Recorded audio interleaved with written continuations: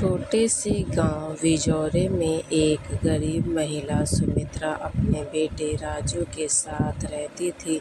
पति की मृत्यु कई साल पहले हो चुकी थी। सुमित्रा दूसरों के घरों में काम करके किसी तरह अपने बेटे को पढ़ा रही थी। उसकी एक ख्वाहिश थी, राजू बड़ा होकर अफसर बने और एक अच्छा इंसान बने। राजू शुरू से ही पढ़ाई में होशियार था, लेकिन घर की हालत ऐसी नहीं थी कि वह महंगी कोचिंग या स्कूल में जा सके। फिर भी माँ ने जैसे तैसे पैसे जोड़कर उसे शहर भेजा।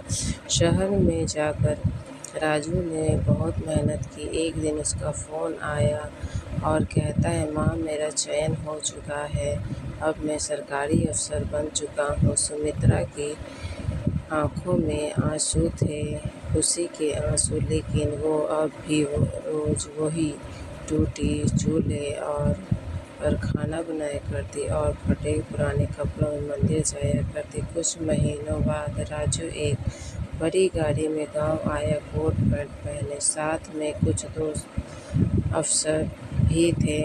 माँ को पास आता देख राजू को थोड़ी झिझक हुई, क्योंकि सुमित्रा अब भी वही पुराना साड़ी पहनी थी। लेकिन राजू ने शर्मिंदगी में कह दिया, माँ प्लीज़, सब देख रहे हैं, आप अंदर चलो। सुमित्रा मुस्कुराई, कुछ नहीं कहा। अब अंदर जाकर बेटे को खाना परोसा, वही सादा दाल चावल, लेकिन राजू के दोस्तों ने बहाना बनाकर खाना नहीं खाया। उस रात सुमित्रा ने चुपचाप प्रार्थना की भगवान से और कहा, हे प्रभु, मेरे बेटे की दुनिया में खूब सारी खुशियाँ देना। अगर मेरी ममता बोझ बन गई है तो मैं चुपचाप दूर हो जाऊंगी।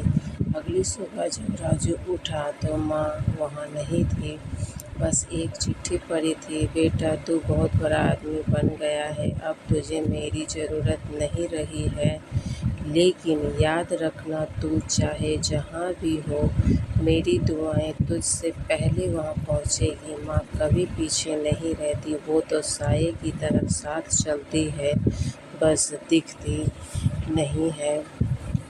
और राजू की आँखों से आंसू बहने लगे। वह दौड़ता हुआ मंदिर गया, खेतों में ढूंढा, लेकिन कहीं नहीं दिखी माँ।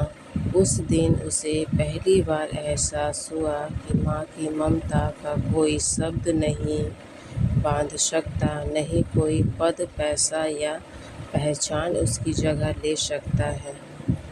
इससे यही सीख मिलती है कि माँ की ममता दुनिया की सबसे पवित्र भावना होती है। उसकी कद्र हमें तब नहीं जब वो सामने हो, बल्कि जब वो दूर चली जाए, तब समझ आता है कि उसकी ममता कितनी गहरी और अमूल्य थी। माँ तो एक ऐसे सुंदर शब्द है जिससे हमारा अस्तित्व है, उन्हीं से हमारा जीवन की शुरुआत होती है, क्योंकि वो हमें हर दुख से, हर तकलीफ़ से, हर वो जो हमें नुकसान पहुंचाना चाहती, उससे सदैव वो हमें दूर रखती है, ताकि हमें कभी भी कोई तकलीफ़ ना हो। और साथ